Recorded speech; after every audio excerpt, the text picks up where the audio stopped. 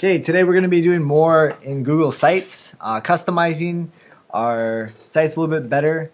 Log into your Gmail, and at the top you'll go to Sites. And when you log into Sites, choose the site that you have. I think right now you just have one site though, which is fine. So in our site, we did a few things.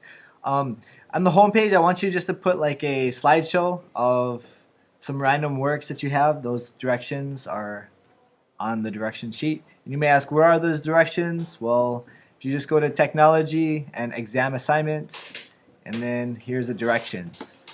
Try to be as detailed as possible. Probably the most important thing possible is to go here to Google Sites link and then paste in your link to your site. This is how I'm going to be able to grade them. First of all, you would go under More Actions and Manage Site, but a quicker way to do that is just click Edit Sidebar. If you just click Edit Sidebar, it'll pop you right into our Google site settings that we can easily change. So don't forget in your change site layout. Now, 60%, whenever you have a percentage, it'll basically resize it to the percentage of the screen. Now, using a percentage is probably not the best because you won't have a fixed width.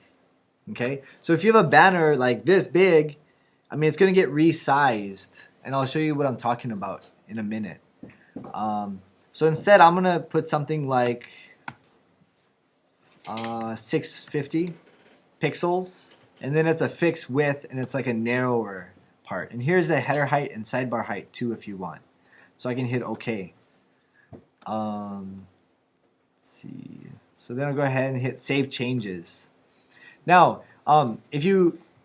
sometimes I copy my site address and I'll open that in a new window. So that way I can just go back and forth and I don't have to, so I can just go back and forth to my site instead of closing things out all the time. Let's see.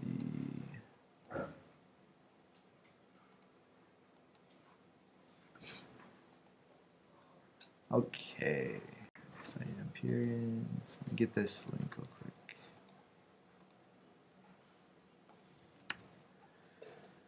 quick. Okay, so now notice it's a fixed width. If I make it bigger or smaller, I mean, it's not going to change. Okay, but if I go ahead and change my site layout and I have 60%, and I hit OK and save changes and I hit refresh. Okay, now notice if I resize it, it's gonna get smaller or bigger. See, my home is getting smaller or bigger. So you may want to fix width so that doesn't change, because look at my banner is off. So if I have it small like that, my banner on the top, it doesn't look good like that. Okay, so that's why fixed width is probably better. So I'm going to go ahead and site layout, change that to fixed width, hit OK. And remember, if you want to change your logo, that's right here, and it will automatically adjust to your logo area that you want. Okay, colors and fonts. When you create your logo, you are going to want to like only notice this brush stuff. Now, it would probably look better if this brush stuff was all the way across, okay, instead of just on that. So what I would want to do is in Photoshop, my logo would just be this rectangle place with the font. And then my background of the header would be this spray stuff, okay? So that's an idea of how to customize your header a little bit better. So I would customize, see the site header, I would change your background color or background image along with the color, and then you can match it up better. Let me talk about how to insert. Oh, you don't want to put on your site. See how it says CA2 example? Does that look professional? No. No, it does not look professional. So you need to get rid of that. Go to your site layout in general. And then see here it says show site name at top of page. Just unclick that. We don't need that. I hit save changes, I go back, I hit refresh, and there it is, it's gone. So now it's a little bit tighter feel to it. Okay, let's go ahead and I'll show you how to like insert PowerPoint or Word doc and slideshows. So again, if I want to create a new page, I'm going to call this page Photoshop, or I'll just call this photography. And notice it says put at the top level. It's not at the top level. I want it under where? Portfolio. So I'm going to hit select. So now it's under portfolio. And I'm going to hit create page. It's presentation. Okay.